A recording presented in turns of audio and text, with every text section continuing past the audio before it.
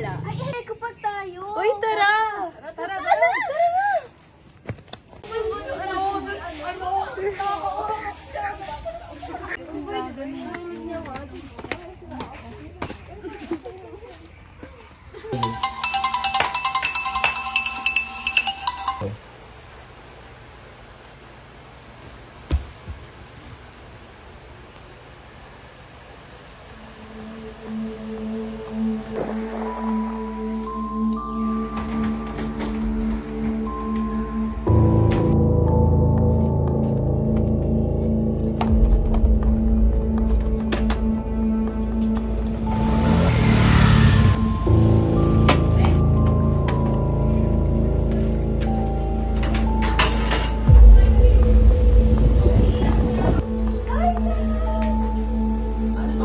Sabi mo may gagawin ka kahapon. May ginawa naman ako, Hindi ka nagpaalam sa akin. Nagpaalam ako, nag-message ako sa'yo.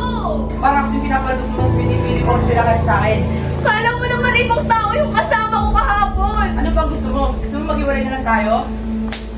Anong tingin mo? Ipagpapalit kita sa ibang tao? Ikaw yung mahal ko. Pero kung yun yung gusto mo, sige, maghiwalay na tayo.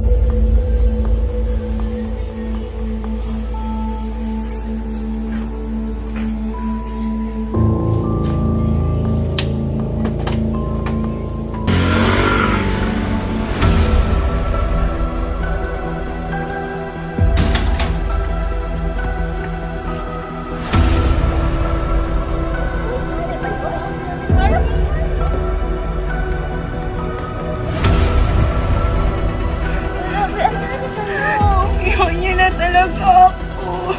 Ayos lang yan. Hindi ka na-deserve. Mas deserve mo ng tao mas nakakaintindi sa'yo. Akala niya nag-aalam ko nung iba kahapon. Okay lang yan, okay lang yan. Tara na, pasok na tayo. Pre, pwede ba ako dyan ngayon?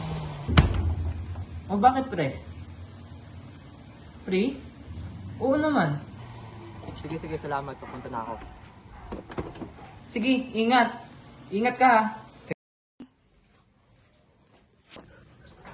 Ano pala? Hindi ako na pala pre. Pasukin mo nga. Hindi naman siya. Ano pre? Ano na naman ganap sa'yo ngayon? Oo nga pre, bigla-bigla ka pre. Nakipag-iwalay na kasi talaga ako sa kanya pre. Ano? Bakit? Inok talaga nito eh. Mga kalokohan. Kasi nakita ko yung post niya, umalis siya, hindi nagpapaalam sa akin. Yun lang pre. Imposible hindi magpaalam sa yan. Nagbasa ka ba ng mga messages?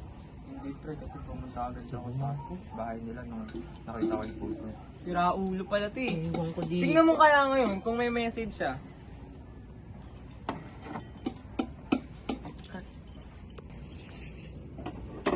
Ano pre? Meron? Oo nga pre, hindi paalam siya sa akin. Di ba? Ulo pala itong Ang problema kasi nito eh. Hindi nag-iisip. Hindi naman nang maisip tingin. Di mo man na naisip na iba kami message na nagpaalam sa akin to.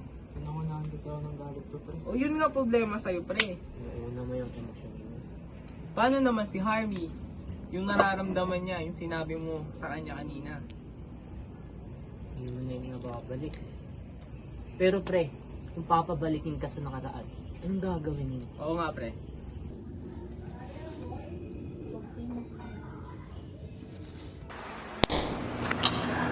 Sakit ng ulo ko. Napadami ata ako ng inom. Teka. Parang may mali eh. Si Army.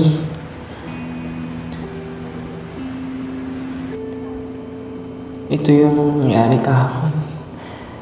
Nagkatotoo yung sinabi niya. Na kung babalik ako sa nakaraan, ano pang dapat kong gawin? Gagawin ko lahat para sa kanya. Pag nakita ko siya muli, papasayahin ko siya. Di ko siya papaiyakin. Yayakapin ko siya ng sobrang higpit. Hindi ko siya papakawalan. Hahawakan ko ang kanyang kamay. Kahit akin lang siya, hindi ko siya papakawalan. Hindi ko siya sasaktan. Mahal na mahal ko siya. Simula noon hanggang ngayon, mahal na mahal ko siya. Hindi ko kayang mawala siya. Pero hindi ko kayang iwan. Ang minamahal ko. Kaya kayo, isipin niyo muna ang